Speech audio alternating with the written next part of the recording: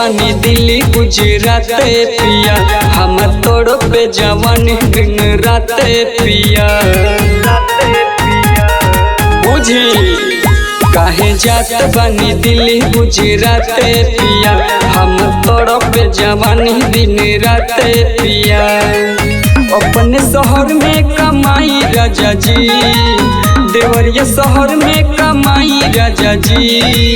लेली ना राजा एगो लोने पर टेम्पू, मेहराना से सोलेमपुर चलाई राजा जी। लेली ना राजा एगो लोने पर टेम्पू, ला से सोलेमपुर चलाई राजा जी। मेहराना से सोलेमपुर चलाई राजा जी।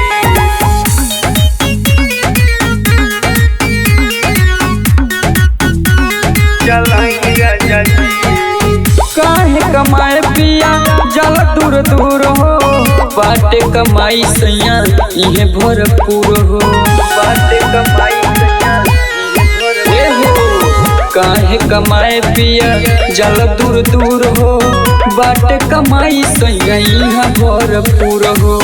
रौरन होई बड़ाई राजा जी, रौरन होई बड़ाई राजा जी। लेली ना राजा एगो लोने पर टेम्पू, मगहरा से सोलेमपुर चलाई राजा जी। लेली ना राजा एगो लोने पर टेम्पू, मेहराना से सोलेमपुर चलाई राजा जी।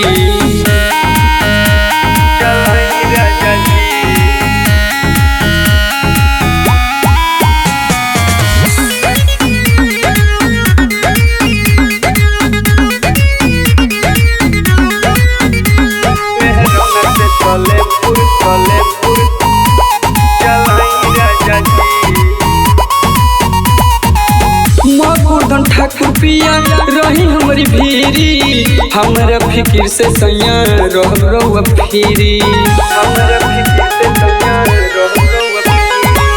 मकुर्धन ठाकुर पिया रही हमारी भीरी, हमरा फिकिर से सैया रह फिरी।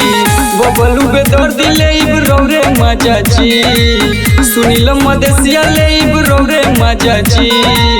लेली ना राजा एगो लोने पर टेम्पू, सोनाग से सोलेमपुर चलाई राजा जी। लेली ना राजा एगो लोने पर टेम्पू, मेहराना से सोलेमपुर चलाई राजा जी। अरे बात मानी हमारी आँखी के सोझा।